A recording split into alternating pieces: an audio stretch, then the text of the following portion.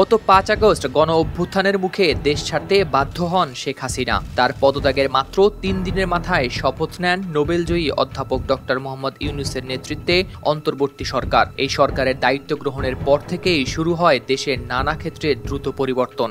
১ মাস পেরিয়ে যাওয়ার পর আমরা দেখতে পাচ্ছি দেশের প্রশাসনিক, বিচারিক, রাজনৈতিক এবং অর্থনৈতিক ক্ষেত্রে একের পর এক পরিবর্তনের ধারা।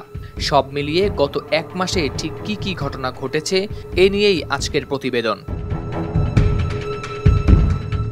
শেখ হাসিনার পদত্যাগের পর দেশের ৬৩৯টি থানার মধ্যে অন্তত ৪৫০টি থানায় হামলা, ভাঙচুর এবং লুটপাটের ঘটনা ঘটে। পুলিশের অনুপস্থিতিতে আইনশৃঙ্খলা পরিস্থিতি ভয়াবহ হয়ে ওঠে।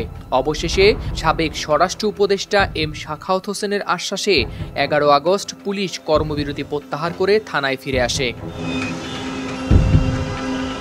আওয়ামী লীগ আমলে নিয়োগ পাওয়া প্রধান বিচারপতি ওবায়দুল হাসান এবং আপিল বিভাগের অন্য বিচারপতিরা নতুন সরকারের বিরুদ্ধে আন্দোলনের মুখে পদত্যাগ করেন। এরপর নতুন প্রধান বিচারপতি হিসেবে শপথ নেন সৈয়দ রেফাত আহমেদ এবং ৪ জন নতুন বিচারপতিকে নিয়োগ দেওয়া হয়। সহিত ও বিশ্বস্ততার সহিত আমার পদের কর্তব্য পালন করিব। নতুন সরকারের দায়িত্ব গ্রহণের পর থেকেই প্রশাসনের বিভিন্ন পদে ব্যাপক পরিবর্তন শুরু হয়েছে। স্বরাষ্ট্র, জনপ্রশাসন এবং স্থানীয় সরকার মন্ত্রণালয়ে দেখা গেছে ব্যাপক বদলি ও নিয়োগ। সরকারের এই পদক্ষেপ নেওয়া হয়েছে প্রশাসনিক কার্যকারিতা ও স্বচ্ছতা বাড়ানোর উদ্দেশ্যে। সরকার পতনের পর বিভিন্ন গোষ্ঠী আন্দোলনে নামে। বিশেষ করে আনসার সদস্যদের সচিবালয় ঘেরাও এবং বিভিন্ন দাবিতে আন্দোলন দেশ জুড়ে উত্তেজনা তৈরি করে। এর পরিপ্রেক্ষিতে নতুন সরকার সব ধরনের সভা সমাবেশ নিষিদ্ধ করে। নতুন সরকার ক্ষমতায় আসার পর আগের সরকারের দেয়া ১৫ আগস্টের সরকারি ছুটি বাতিল করে। এই সিদ্ধান্ত রাজনৈতিক মহলে ব্যাপক প্রতিক্রিয়া সৃষ্টি করে।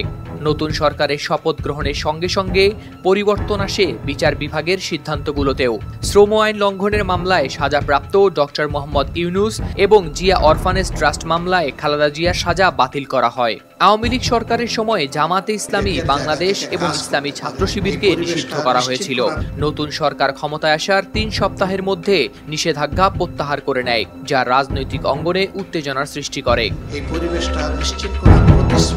নতুন সরকার দেশের সিটি কর্পোরেশন, পৌরসভা, জেলা ও উপজেলা চেয়ারম্যানদের অপসারণ করে প্রশাসক নিয়োগ দেয়। এ সিদ্ধান্তের পেছনে উদ্দেশ্য ছিল প্রশাসনিক কার্যকারিতা বাড়ানো।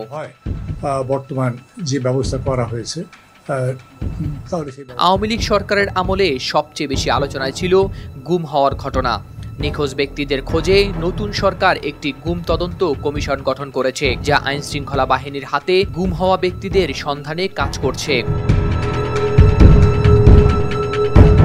আওয়ামী লীগ সরকারের সময় ব্যাংকিং খাতে অনিয়ম ও লুটপাটের অভিযোগ ব্যাপকভাবে বেড়ে যায়। তাই নতুন সরকার এ খাতকে স্থিতিশীল করতে একটি আলাদা ব্যাংকিং কমিশন গঠনের সিদ্ধান্ত নিয়েছে। এছাড়া দেশের অর্থনীতির প্রকৃত চিত্র তুলে ধরতে ডক্টর দেবপ্রিয় ভট্টাচার্যকে প্রধান করে একটি ১২ সদস্যের কমিটি গঠন করা হয়েছে, যা আগামী ৩ মাসের মধ্যে প্রতিবেদন প্রকাশ করবে। নতুন সরকারের এসব পদক্ষেপ দেশের আর্থিক খাতকে নতুনভাবে পুনর্গঠনের প্রচেষ্টা মাত্র। হাওলাদার শামীম, RTV।